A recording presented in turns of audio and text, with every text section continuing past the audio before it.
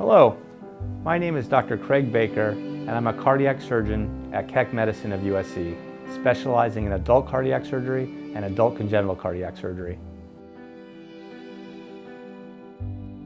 My practice really encompasses the entire spectrum of adult cardiac surgery, but I have a particular interest in treating valvular disease of the heart.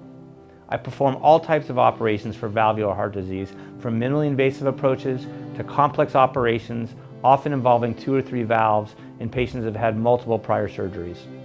Newer techniques and innovative surgical approaches can often allow us now to save a patient's native valve rather than replacing it with a prosthetic valve. I specialize in performing mitral valve repairs as well as aortic valve repairs in patients with large aneurysms. Another disease I'm particularly passionate about is adult congenital heart disease. A large number of children who had surgery when they were young are now surviving into adulthood, many of whom need additional corrective surgery.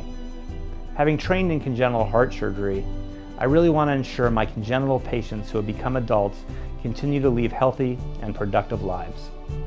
I am incredibly proud to be part of the cardiac surgery team at Keck Medicine of USC.